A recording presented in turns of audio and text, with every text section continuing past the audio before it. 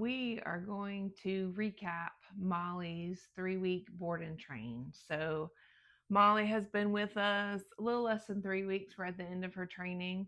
So, I wanted to do an assessment of what we saw with her, what we worked on, what she's doing well with, and what she still needs some consistent work on.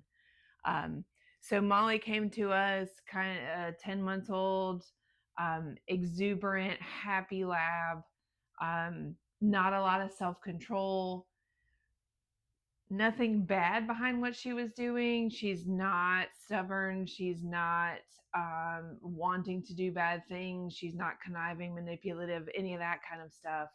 She just needs to be told what she's supposed to be doing. So she's had a lot of freedom to make choices on her own. So we have kind of turned that around a little bit and showed her the things that we like. We've given her a lot of positive reinforcement for going in her crate, for sitting on her bed, for not jumping. So we've showed her what she needs to do to get good things. So now that we've made it very clear, very positive for those things, we are now allowing her to make choices, and we're going, for the most part, going to ignore the bad behaviors that she chooses. And when she makes those good behaviors, because we've laid them out really clearly for her, we're going to give lots of praise, lots of attention, eye contact, touching. We're going to interact with her when she's acting right. So we are going to require that from her at this point. If she is not acting right, then she doesn't get the things that she wants.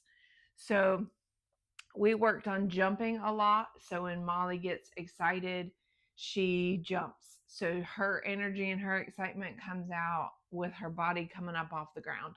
So we are not going to tell her she can't ever jump. We're going to tell her the parameters around it. She can jump around and be crazy, but she can't jump off of us. She can't jump into us. She can't knock the things out of our hands. So a lot of times when she's that exuberant, we know she's going to be that exuberant. We're going to set her up to succeed. We're going to release her and send her right into a search game that's going to get her on the ground instead of up in the air. So we're going to manage her jumping a little bit still. When we know she's going to be excited, she's going to be excited when she first sees someone. She's going to be excited when she first comes out of the crate. She's going to be excited when you have anything to do with food. So if you walk towards the food bin, if you walk towards the bowl, the exuberance comes out. So we're going to be ready to either send her to the ground with a search game, or we're going to send her to her bed or her crate.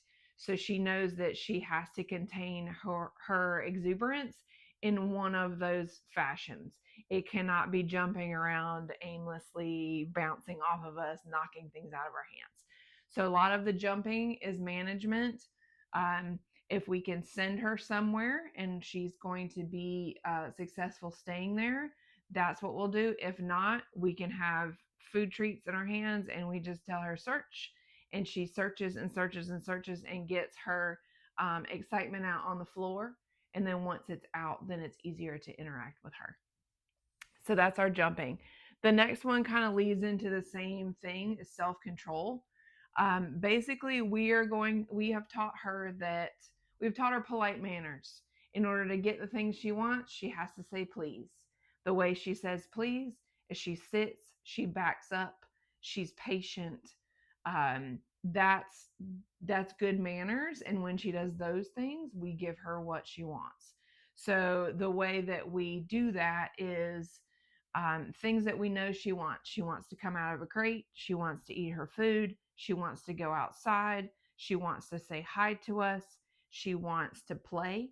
So in any of those scenarios, we're going to put her in some kind of a command, whether it be a sit, whether it be go to your bed, and then we're going to release her out of it to get those things. So for example, I have a water container in my hand. I know that she wants water. I wait until she stops jumping. She backs up, she sits. When I'm ready to pour the water and let her have it, I say, all done, and release her, and then she can have it. When we're playing, I hold the toy. All done. Go get the toy. When she's at the door, she sits at the door. She has to sit there as I open the door. All done as she goes outside.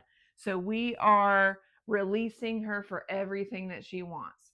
So just keep it. This is a mindset for you guys that if she wants something, she has to get it for sitting, being polite, and being released. She cannot get it from jumping, grabbing, barking, any behaviors we don't like. She is not going to get anything from those behaviors.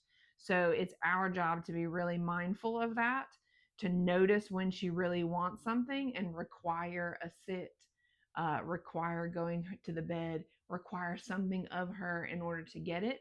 And then once she has done it, all done, and she can have it. So this is the power of permission. So she can have all the things that she wants, but she has to be polite. She has to ask for them nicely. In the beginning, we're telling her to do all these things.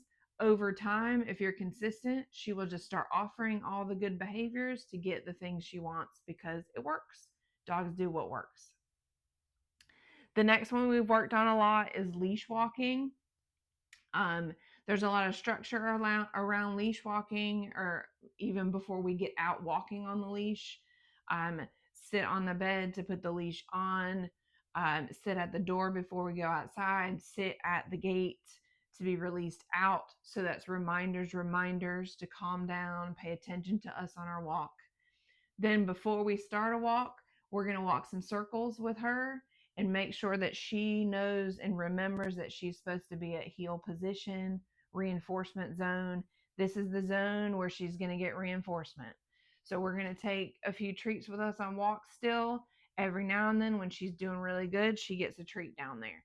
So we're going to make sure that we keep this spot very positive. If she strays from this spot, she's got the prong collar on. It's going to give her a little pop on the leash. It's not going to be comfortable. She's going to want to come back. When she comes back into reinforcement zone, good girl. The tension goes off the leash. She gets verbal praise. And every now and then, we're going to pop her those treats. So, positive reinforcement when she's right here beside us, and she's getting negative reinforcement when she pulls on the end of the leash from that prong collar.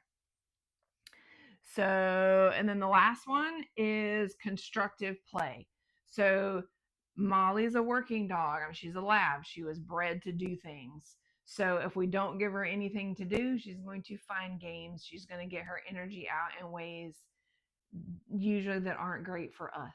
So, we're going to turn that around. We're going to play games with her that are structured, that reinforce self control, and that also get that exuberance out. So, a good game of tug that's really structured, that we're tugging, we're pushing on her, she's jumping up off the ground. It's all of those things that she needs as a lab. She needs that physical play. She needs to physically wrestle and get that out, or else it will come out in other ways. So if she's having a day where she's really jumpy, really pushy, she probably needs a good game of tug. She needs a good game of something constructive where she's getting to be a crazy lab. So tug is one, and then the other one is fetch. So fetch is a good one that's more structured. It's not as physical as far as like kind of roughhouse play, but it is good with getting her to run. So she's running to get a toy and bringing it back, sitting on the bed, dropping the toy, running to get another toy. So it is getting physical activity out in a good structured way.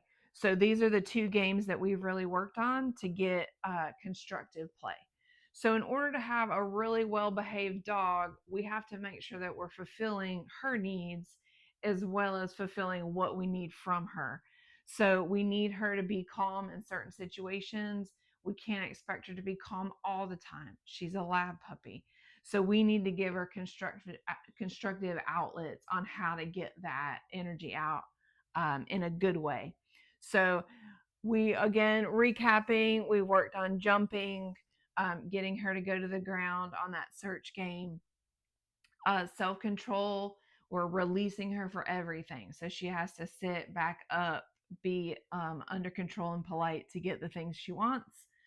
Leash work is going to do a lot of leadership things, a lot of structure around leash work, lots of socializing, getting her around things she's not used to, seeing people, seeing cars. That's really good mental stimulation for her. So, getting her good on walks is going to be good for um, just daily requirements for her. And then constructive play to get that crazy lab energy out. So, that's what we've worked on over the 3 weeks. Got a big video playlist of me working through some of those things in the beginning. So if she comes home and she regresses with you guys, go back to those earlier videos and see how I'm working with her on the basics.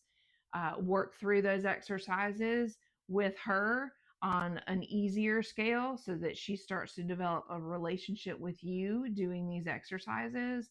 And then know that we're going to do some videos at the end of the final product, that this is where she can be.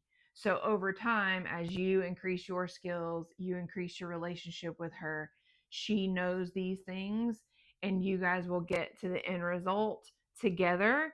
You're going to back up a little bit and then you're going to come forward. So you're going to have a video here at the end that shows all the things that she's capable of and that I want you to know are goals, and you're going to get there. So I'm excited to bring her home in a few days and show you all the things that she's learned.